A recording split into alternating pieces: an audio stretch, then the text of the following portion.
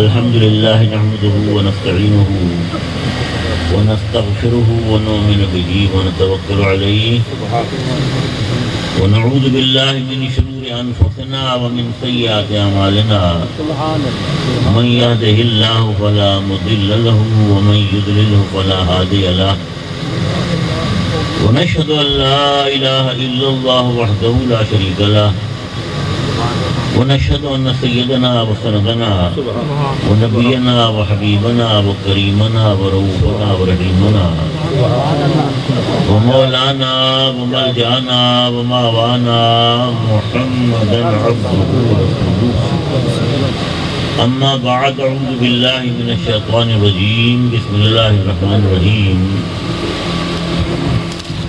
ولو أنهم إذ ظلموا أنفسهم جاءوك واستغفروا الله واستغفر لهم الرسول لوجدوا الله توابا رحيما.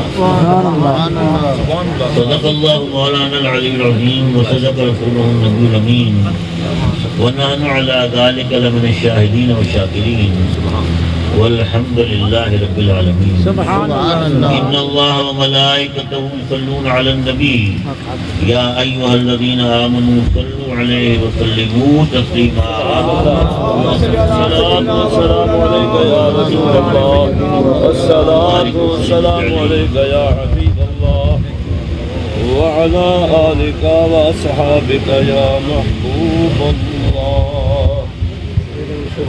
مجھے یہ یقین ہے کہ یہاں جتنے دوست بیٹھے ہیں سب صحیح العقیدہ سنی حضور علیہ السلام سچے غلام ہیں. درود سلام کی آواز بلند نہیں ہوئی.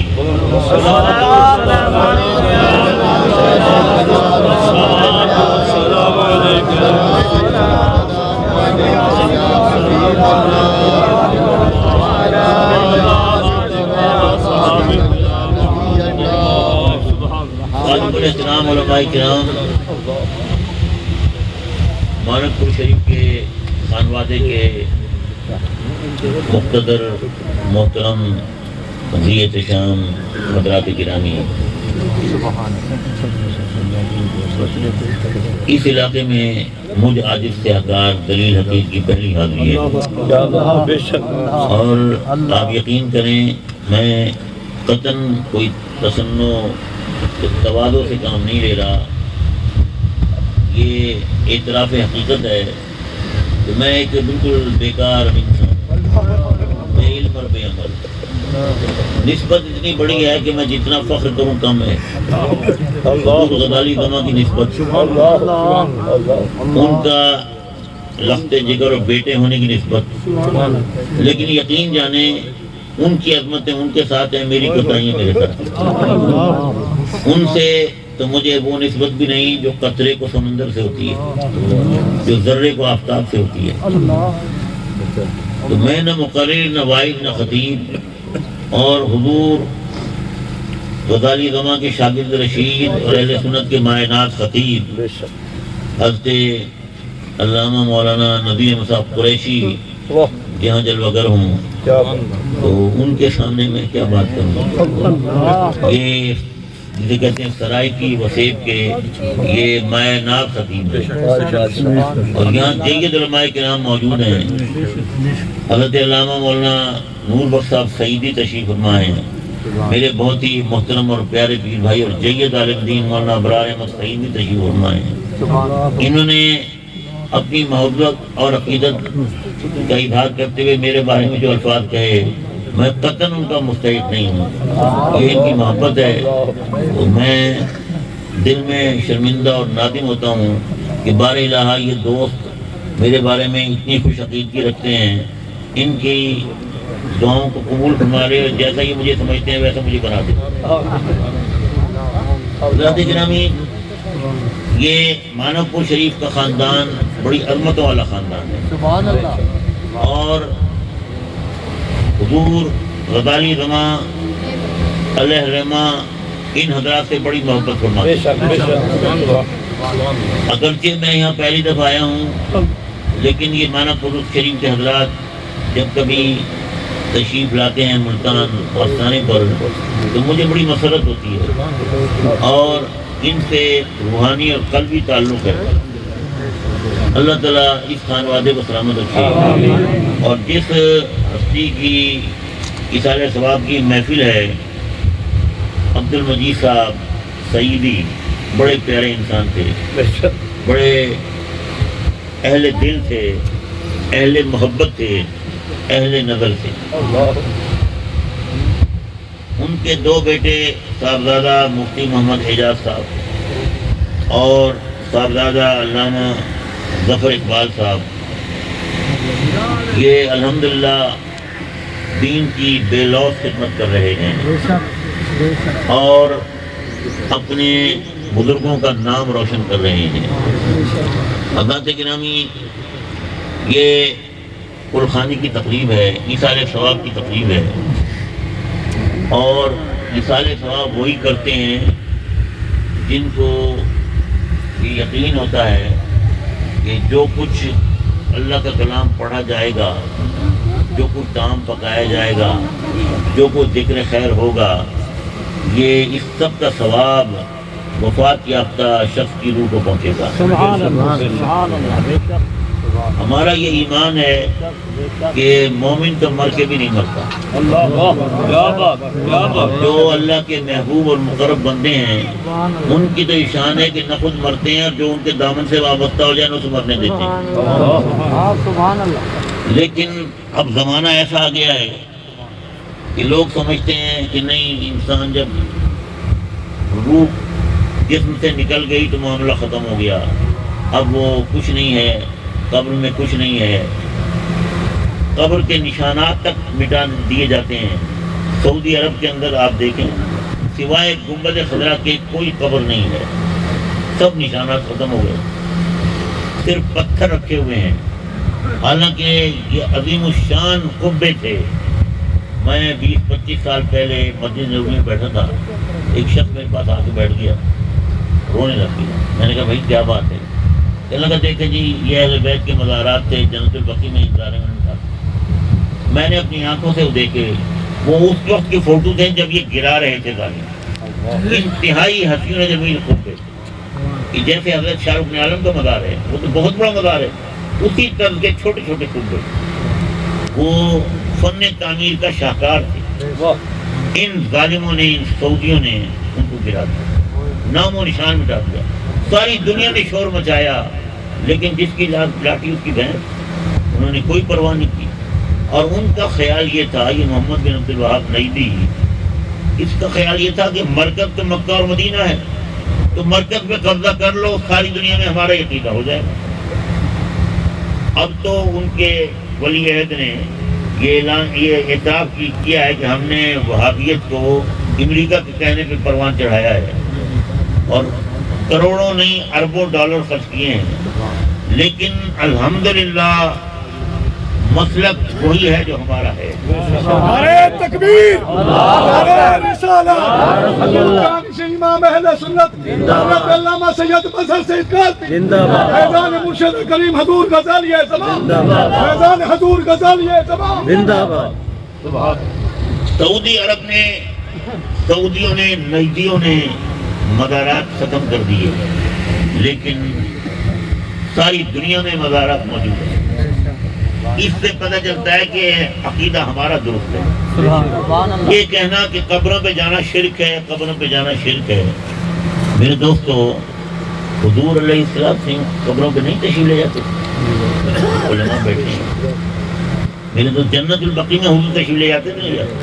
کوئی نجدی، وہابی، دیوبندی کوئی ہو اسے انکار کر سکتا ہے؟ تو جنت البقیع میں کوئی پلازے تھے، کوئی مارکیٹیں تھیں، کوئی بازار تھے، قبریں تو تھیں. تو حضور ان قبروں پہ تشریف لے جاتے تھے. تو قبروں پہ تشریف لے جانا حضور کی سنت ہے. اور یہ کہتے ہیں قبروں پہ جانا شرک ہے. تو معاذ اللہ سید عالم جو اس دنیا سے شرک کو مٹانے آئے وہ خود شرک کر رہے ہیں. اور پھر کیا صحابہ نہیں جاتے تھے جنت البقیع؟ میرے دوستو، سرکار کی سنت قبروں پر جانا، صحابہ، تابعین، تبع تابعین، صلحائے امت، علماء ملت، سب کا یہ طریقہ رہا ہے. آپ جس ملک میں جائیں، اسلامی ملک میں جہاں مسلمان رہتے ہیں، مصر ہو، اردن ہو، ترکی ہو، انڈونیشیا ہو، شام ہو، عراق ہو، جس بڑے صغیر کی تو بات ہی نہیں ہے، پاکستان ہندوستان کی جہاں آپ جائیں گے مزارات موجود ہیں، قبریں موجود ہیں. اسی طرح ابتدائی دور میں جو بنائی تھی جیسی، میں شام گیا ہوں، میں ابھی عراق ہو کر آ رہا ہوں. میرے دوست ترکی تو میں نہیں گیا، لیکن میرا بیٹا گیا، اس نے کہا ترکی میں ایسے ایسے حضرت سیدنا ایوب انصاری، حضرت ابو ذر غفاری، ایسی عظیم المرتبت ہستیاں وہاں موجود ہیں. بلکہ مجھے بڑی حیرت ہوتی ہے کہ ترکی میں اتاتürk ترک نے اسلامی شاعر کو ختم کیا. وہ بے دین تھا، اس نے اس ترکی کے ملک کو لادینی بنا دیا، سیکولر اسٹیٹ. یہاں اس کا قانون جو ہے اسلامی قانون نہیں ہے. وہاں تو آپ دین کی تبلیغ نہیں کر سکتے، وہاں مدارس ختم ہو گئے، بلکہ عورتوں کا حجاب ختم کر دیا. عورت وہاں پردہ نہیں کر سکتی، چہرے پر نقاب نہیں ڈال سکتی. وہ ایسا ظالم شخص تھا، لیکن قبروں کو اس نے بھی نہیں چھیڑا، قبروں کو اس نے نہیں چھیڑا. یہ نجدی ایسے کمینے ہیں کہ انہوں نے قبریں بھی ختم کر دی. وہ قبریں جن سے بڑھ کے کوئی قبریں ہو نہیں سکتی. حضرت سیدہ فاطمہ زہرا سلام اللہ علیہ، حضرت امام حسن، حضرت امام علی اوسط زین العابدین، حضرت امام باقر، حضرت امام جعفر صادق، اور صحابہ کرام، حضرت سیدنا عثمان غنی، حضرت سیدتنا عائشہ صدیقہ رضی اللہ تعالیٰ عنہ. ان قبروں سے بڑھ کر کون سی ہو سکتی ہے؟ یہ ساری قبریں ان ظالموں نے ختم کر. میرے دوستو، اس سے بڑھ کر اور کیا ظلم ہوگا؟ انہوں نے ان چیزوں کو ختم کیا کہ ان چیزوں کو ختم کرنے کا مومن تصور بھی نہیں کر سکتا. مجھے مولا کائنات کی حدیث یاد آتی. حضور صلی اللہ علیہ وسلم کی وفات کو 3 دن ہوئے تھے. 3 دن حضور کی وفات کو ہوئے. کتنا غم تھا صحابہ اہل بیت کو، غموں سے چور تھے. وہ ہستی جسے دیکھ کر زندگی کا اعتبار ہوتا تھا، جسے دیکھ کر ایمان کو جلا ملتی تھی، وہ جمال جہاں آنکھوں سے اوجھل ہو گیا. صحابہ اہل بیت شدید غم و اندوہ کے اندر تھے. مولا کائنات فرماتے ہیں حضور کی قبر کے پاس بیٹھے تھے، حضور کی قبر انور، حضور کے مرکز منور کے ساتھ بیٹھے تھے. ایک عربی آیا، وہ انتہائی غم و اندوہ کے اندر قطار و قطار روتا ہوا آیا، اور آ کر اس نے قبر انور کی مٹی اپنے سر پر ڈالی، اور پھر قبر انور سے لپٹ گیا، اور اس نے کہا یا رسول اللہ صلی اللہ علیہ وسلم، آپ نے جو کچھ فرمایا ہم نے سنا.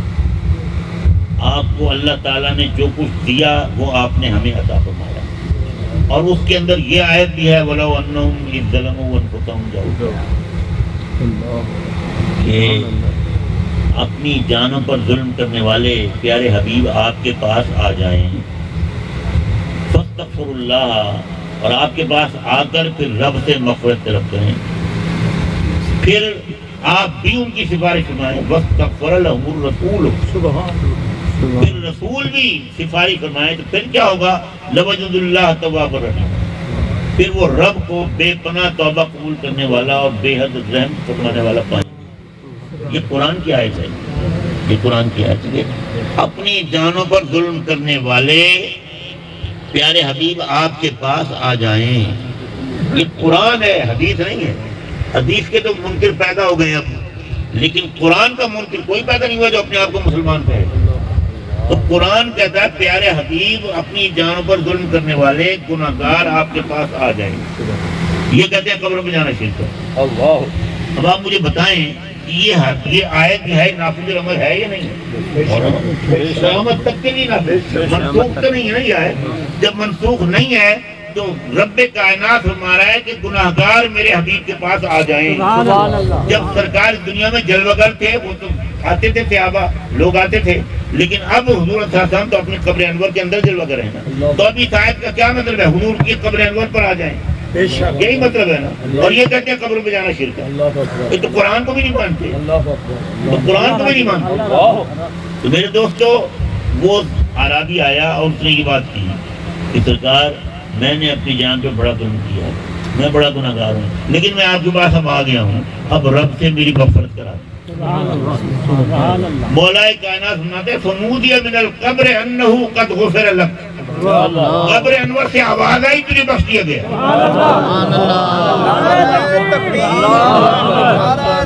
یا رسول اللہ حضور غزالی زمان اہل سنت میں بافیضان کرم علی کا خون حضرت بی بی فاطمہ الزہرا کا لال حضور غزالی زمان، حضور غزالی زمان، حضور کاظمی کریم۔ میرے دوستو، مسلک ہمارا ہی ہم، شام اور عراق میں گیا ہوں، اتنی زیارتیں ہیں، اتنی زیارتیں ہیں میں بیان نہیں کرتا۔ شام میں حضرت بلال حبشی، حضرت خالد بن ولید، حضرت عمر بن عبدالعزیز، حضرت ابو دردہ، حضرت عمار بن یاسر، حضرت اویس قرنی، اور امہات المومنین حضرت ام سلمہ، حضرت ام حبیبہ، اور اہل بیت کے پھول بکھرے پڑے۔ میں اس جگہ گیا جہاں کربلا کا جو سانحہ ہوا، وہ 10 سر ایک جگہ دفن ہیں۔ لاشیں تو انہیں اٹھانے نہیں دیے تھے، لاشیں تو گھوڑوں کی ٹاپوں سے رون دیے تھے، تو وہ 10 سر جو یزید کے بعد گئے، وہ 10 سر ایک جگہ دفن ہیں۔ وہاں جب انسان جاتا ہے تو اپنے آپ پر قابو نہیں پاتا، آنکھوں میں آنکھوں کی جھڑی لگ جاتی ہے۔ تو میرے دوستو، عراق میں تو اللہ اکبر، حضور پاک رضی اللہ تعالیٰ نے عراق میں حضرت امام اعظم، حضرت ابو بکر شبلی، حضرت جنید بغدادی، حضرت سری سختی، حضرت معروف کرخی، حضرت یوشع بن نون اللہ کے نبی، حضرت ایوب علیہ السلام اللہ کے نبی، حضرت سلمان فارسی، اور مولا کائنات، اور حضرت امام حسین، حضرت عباس علمدار، حضرت مسلم بن عقیل، اور میرے دوستو کیا عرض کروں، حضرت ہانی بن عروہ، اور دیگر بے پناہ مزارات، اور اس قدر حسین و جمیل یہ مزارات ہیں، بالخصوص اہل بیت کے، مولا کائنات حضرت امام حسین، حضرت عباس علمدار، اور ہمارے جد امجد حضرت موسیٰ ٹنوں سونا لگا ہوا ہے، ٹنوں، من نہیں ٹنوں۔ پچھلے دنوں وہ ایک ٹی وی پہ ڈاکومنٹری آ رہی تھی حضرت مولا کائنات کے مزار کے بارے میں، وہ میں نے تھوڑی دیر کے لیے سنی، تو وہ بتا رہا تھا صاحب کہ آپ کے مزار پر 7,500 سونے کی اینٹیں لگی ہوئی ہیں، اور ایک اینٹ 2-2.5 کلو کی ہوتی ہے۔ 7,500 صرف گنبد پر، میناروں پر اس کے علاوہ ہے۔ اور اسی طرح حضرت امام حسین، اسی طرح حضرت عباس علمدار، اور حضرت امام موسیٰ کاظم پر تو 2 گنبد ہیں، 2 گنبد ہیں، ان میں بھی اسی طرح سونا ہے۔ صدام حسین نے بھی اپنے دور حکم میں 160 کلو سونا پیش کیا تھا۔ سبحان اللہ۔ تو میرے دوستو، کوئی نہیں کہتا شرک ہے۔ اب تو میں عمرہ کر کے بھی آ رہا ہوں، اب تو انہوں نے ترکی حرم خالی کرا دیا ہے۔ ترکی حرم میں اب کوئی نہیں بیٹھ سکتا، نہ نفل پڑھ سکتا ہے، نہ کوئی عبادت کر سکتا ہے، وہ خالی وہ گزرگاہ ہے، بس معاجہ شریفہ میں جانے کے لیے گزرگاہ ہے۔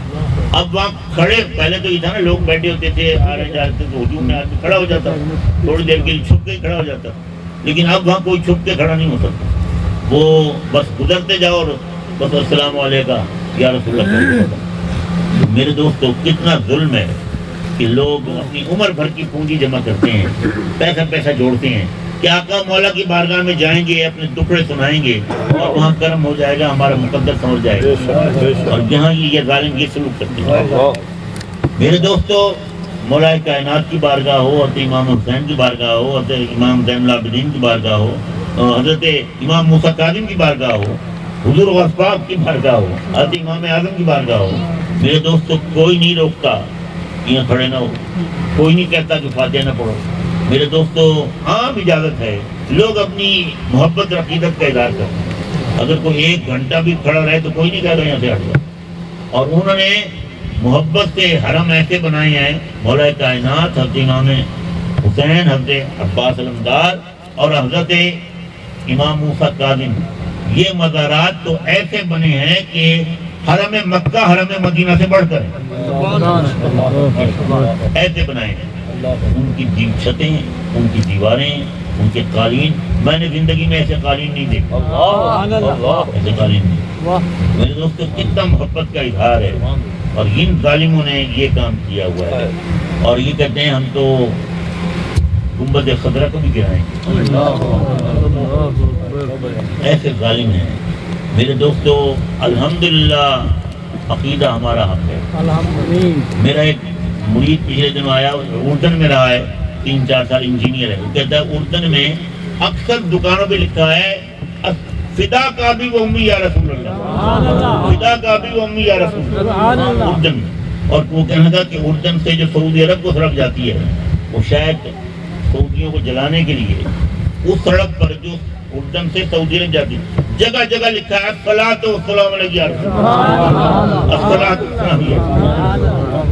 تو میرے دوستو الحمدللہ عقیدہ ہمارا ہی صحیح ہے، ہمارا ہی عقیدہ صحیح ہے۔ اور پھر یہ مجھے یہ بات یاد آئی، حضرت محمد بن منقدر، حضرت محمد بن منقدر بڑے جلیل القدر صحابی ہیں، بڑے جلیل القدر صحابی، تابعی ہیں، بڑے جلیل القدر تابعی ہیں۔ صحابی وہ ہے جس نے حضور کی زیارت کی، زیارت کیا یعنی جسے حضور کی صحبت ایمان کی حالت میں نصیب ہوئی، اور پھر اس کا ایمان پہ خاتمہ، وہ صحابی ہے نا۔ حضور نے فرمایا طوبیٰ لمن رآنی، خوشخبریاں مبارکبادیاں اس کے لیے جس نے مجھے دیکھ لیا۔ پھر فرمایا طوبیٰ لمن رآ من رآنی، اس کے لیے بھی خوشخبری اور مبارکبادی جس نے میرے دیکھنے والوں کو دیکھا ہے۔ اور پھر کرم آگے بڑھایا، طوبیٰ لمن رآ من رآ من رآنی، اس کے لیے خوشخبریاں جس نے میرے دیکھنے والے کے دیکھنے والے کو دیکھا۔ یہ 3 طبقات ایسے ہیں جو حضور نے مبارکبادیاں اور خوشخبریاں دی، صحابی، تابعی اور تبع تابعی۔ اور تابعی جو ہیں یہ میں نے ان کا نام لیا ہے، امام محمد بن منقدر، یہ تابعی ہیں۔ ایک صحابی کی کسی نے اگر زیارت کر لی نا وہ تابعی ہو گیا، لیکن یہ جو ہیں حضرت محمد بن منقدر، یہ انہوں نے ایک آدھ صحابی کی زیارت کی، انہوں نے سینکڑوں صحابہ کی زیارت کی، اور انہوں نے علم حاصل کیا حضرت ابو ہریرہ سے، انہوں نے علم حاصل کیا حضرت عبداللہ بن عباس سے، جس کے بارے میں حضور فرماتے تھے اللہم ایھا بالروح القدس۔ انہوں نے علم حاصل کیا حضرت عبداللہ بن عمر سے، اور انہوں نے علم حاصل کیا حضرت سیدنا عائشہ صدیقہ رضی اللہ تعالیٰ عنہ سے۔ وہ عائشہ صدیقہ جس کے بارے میں حضور نے فرمایا کہ 3 کا چوتھائی علم عائشہ کے پاس ہے، انہوں نے ان سے علم حاصل کیا۔ بتائیں کیسی عظیم مرتبہ تھی جو عبداللہ بن عباس کے شاگرد ہیں، جو عبداللہ بن عمر کے، جو ابو ہریرہ کے، حضرت عائشہ صدیقہ کے شاگرد ہیں، کیا عظمت شان ہو۔ اور ان کے شاگرد کون ہیں؟ حضرت محمد بن منقدر کے شاگرد، ان کے شاگرد ہیں حضرت امام اعظم امام ابو حنیفہ، ان کے شاگرد ہیں، ان کے شاگرد ہیں حضرت امام مالک، ان کے شاگرد ہیں حضرت امام جعفر صادق۔ اب اپنے ایمان سے بتائیں امام ابو حنیفہ کسی مشرک بدعتی کو استاد بنا سکتے ہیں؟ امام مالک بنا سکتے ہیں؟ ماننا پڑے گا کہ حضرت محمد بن منقدر کا عقیدہ حق تھا، حق تھا۔ سبحان اللہ، سبحان اللہ۔ میرے دوستو امام بخاری کرتے ہیں، ارے امام بخاری تو امام محمد بن منقدر کے شاگردوں کے شاگردوں کے شاگردوں، ایسی عظیم المرتبہ ہستی محمد بن منقدر کی ہے۔ امام اعظم جن کی شاگرد ہوں، کیا شان ہے ان کی، ان کا کیا عقیدہ تھا؟ وہ در رسول پہ اکثر حاضر رہتے، اکثر حاضر رہتے۔ قبر انور اس وقت کچی قبر انور تھا، وہ مسجد نبوی میں ایک خاص جگہ تھی، ایک خاص جگہ جہاں وہ آ کر لیٹ جاتے تھے اور اپنے جسم کو زمین سے رگڑتے تھے۔ لوگوں نے پوچھا کہ آپ کیا کرتے ہیں؟ تو فرمایا کہ میں تو تابعی ہوں، میں صحابی تو نہیں ہوں، حضور کی حیات ظاہری میں نے تو حضور کا دیدار نہیں کیا، میں نے تو صحابہ کا دیدار کیا، لیکن حضور اس جگہ تشریف لاتے ہیں، اپنا دیدار کراتے ہیں، اور جہاں حضور کے قدم آتے ہیں میں اس جگہ کو اپنے جسم سے ملتا ہوں تاکہ حضور کی برکت آتی ہے۔ عقیدہ دیکھیں پھر حضرت محمد بن منقدر جو تھے وہ جب تقریر کرتے تھے، بات کرتے تھے، کلام کرتے تھے، تو بسا اوقات ایسا ہوتا تھا کہ وہ چپ ہو جاتے تھے، قوت گویائی ان کی سلب ہو جاتی تھی، بولنے کی طاقت نہیں رہتی تھی۔ پھر وہ کیا کرتے؟ وہ کان یقوم کما ہوا وہ یدا خدہ علی قبر النبی صلی اللہ علیہ وسلم، وہ کھڑے ہو جاتے اور حضور کی قبر انور پر آتے اور اپنا یہ گال اپنا رخسار حضور کی قبر انور پر رکھ دیتے، کچھ دیر رکھے رہتے پھر اٹھ جاتے، تبھی ٹھیک ہو جاتی۔ لوگوں نے پوچھا یہ حضرت آپ کیا کرتے ہیں؟ تو ان کا جواب سنیں، وہ فرماتے ہیں استعنت بقبر النبی صلی اللہ علیہ وسلم، میں حضور کی قبر انور سے مدد مانگتا ہوں۔ نعرہ تکبیر، نعرہ رسالت، نعرہ خلافت، نعرہ حیدری، جگہ گوش ہے امام اہل سنت، فیضان حضور غزالی زمان۔ سبحان اللہ، سبحان اللہ۔ میں حضور کی قبر انور سے مدد مانگتا ہوں۔ انہیں ایاک نعبد و ایاک نستعین کا پتہ نہیں تھا۔ حضرت محمد بن منکدر بغیر سورہ فاتحہ کی نماز پڑھتے تھے۔ میرے دوستو، ایاک نعبد و ایاک نستعین کا مفہوم ان سے بڑھ کر کون سمجھ سکتا ہے؟ وہ جانتے تھے کہ بے شک دینے والا وہ ہے، لیکن دلاتا اپنے محبوبوں کے طرف۔ مدد کرنے والا وہی ہے، وہ نہ چاہے تو مدد نہیں ہو سکتی، لیکن وہ اپنے محبوبوں کے ذریعے سے مدد کرا۔ ایاک نعبد و ایاک نستعین۔ تو میرے دوستو، الحمدللہ ہمارا عقیدہ حق ہے، حق ہے، حق ہے۔ تو مومن، تو میں نے جیسے عرض کیا کہ مومن تو مر کے بھی نہیں مرتا۔ تو مجھے حضرت امام حمیدی کی بات یاد آئی۔ حضرت امام حمیدی بڑے جلیل القدر محدث تھے اپنے زمانے کے، جلیل القدر محدث۔ وہ جب ان کی وفات ہونے لگی تو انہوں نے خلیفہ وقت کو، بادشاہ وقت بلایا، مظفر بن رئیس اس کا نام تھا، اس وقت کا جو حکمران تھا۔ اس نے کہا کہ دیکھو بھی بات یہ ہے کہ میرا جب وقت آ جائے تو مجھے حضرت بشر حافی کے قریب دفن کرنا۔ حضرت بشر حافی کبار اولیاء میں تھے، میں ابھی بغداد گیا ہوں تو ان کے مزار پہ بھی حاضر ہوں۔ تو اس نے کہا جی ٹھیک ہے، آپ کی خواہش پوری کر دیں گے۔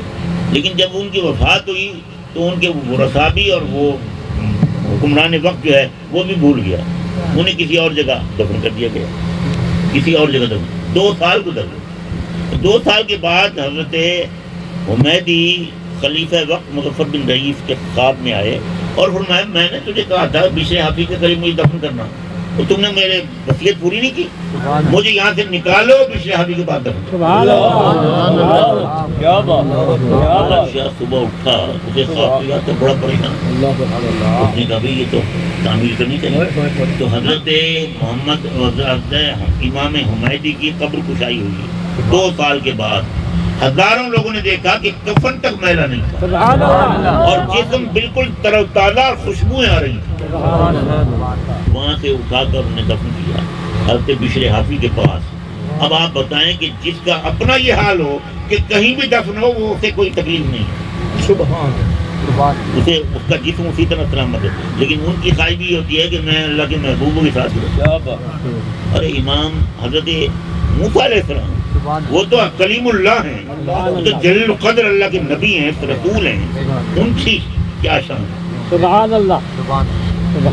وہ ان کا مشہور واقعہ آپ جانتے ہیں کہ جب وہ اسرائیل آیا، آپ نے علماء سے سنا ہوگا، میں تو کوئی نئی بات تو بیان نہیں کر رہا۔